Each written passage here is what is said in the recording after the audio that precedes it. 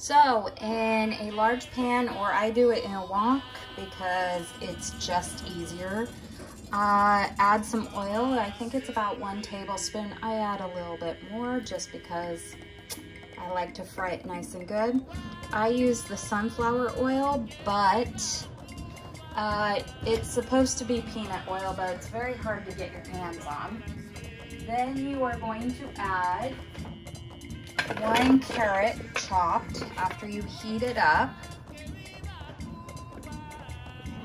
Okay, 1 carrot finely chopped. I add more veggies to mine because guess what? I like a lot of veggies in my curry. So, here we go. We got our carrots. We have got our zucchini, or marrow if you're from the Middle East. All right. Now we're going to add our butternut squash pumpkin mix. I have found that to get the skin off this, I will cut it in half, get the seeds out, and then lay it on some oil, cut side down in the oven at about 200 Celsius for about 10 minutes, maybe 15 minutes, and it will really make it easier to cut the skin off this. So now you have workable pieces of squash. And a whole onion, brown onion if you can. Here you go. All right. The butternut squash is about 200 or 2 centimeters by 2 centimeters and about 4 grams if you want to do it per recipe. For me, I like more veggies, so again, I will put a little extra in there. So I put a whole butternut squash for myself. Onions, you're going to have them chopped but not diced, and that's a whole brown onion.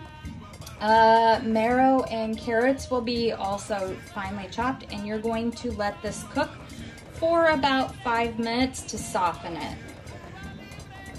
Okay, as you can see, it is looking beautiful.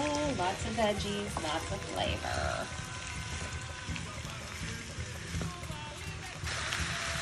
Okay, now that we've cooked for a bit, it's not fully softened, that'll happen later.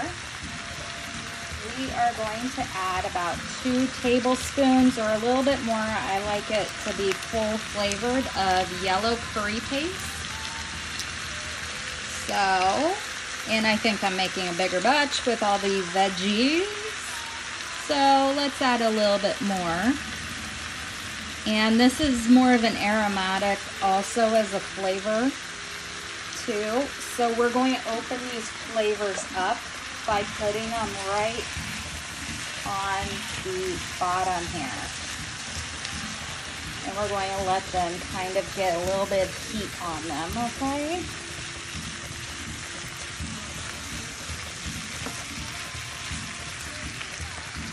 And let that cook for a bit. And as this cooks a little bit, gets more fragrant, you're going to start coating these veggies in it. You know, start to mix that into the veggies that you have cooking here.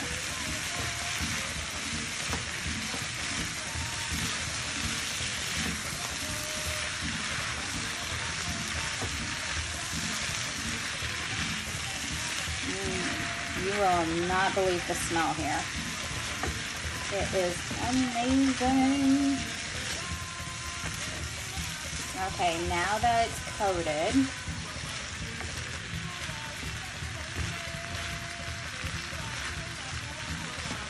we are going to add our coconut milk.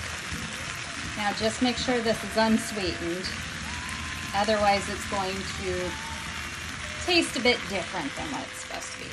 So a can of coconut, if you want to follow their recipe, If you want to follow mine, add a half a cup extra to that. And we're going to stir it in, get that curry flavor mixed in now. Okay, so we've mixed in the coconut milk. It was a cup and a half for me. That's 400 ml cup. So right here. And then for me, it was a 400 plus another 200 mLs. Now you're going to reduce the heat to medium high till it starts simmering, and let it stay simmering. We want the curry paste and the coconut milk to cook our vegetables now. Okay, as it simmers, I've added a little bit of garlic salt, just because I want a little pinch of salt there, and some pepper to taste. And my carrots are starting to get a little bit more tender, so I'm just going to let simmer just a little bit more. Always taste your food. So good. And soon we'll be adding our fish. So just a little bit more simmering. I want those carrots, the zucchini / marrow, onions, and the butternut squash to be perfectly tender. Okay, so now we are going to add our fish. Technically, it's only 700 grams of fish, but I put a little extra. So this is about 1.5 kgs of fish, just a flat white fish, cut into about 2" by 2" squares, or 2 centimeter by 2 centimeter squares. And we're going to put it into this curry mixture, and we're going to let it simmer now. So let it cook. Let simmer. It's not going to take too long, but you want to absorb all these gorgeous flavors. Yummy.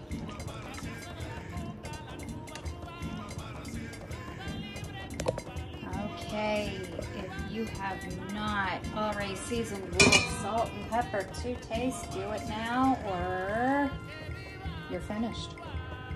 So this is our fish curry. Now I will leave the lid off and let it simmer down a little bit. That way it becomes a nice thick curry. Otherwise you can add a little bit of coconut milk powder, but just a little easier to just let it simmer off. And that way you can still make those veggies even more tender if you rush through some of the steps. But beautiful curry.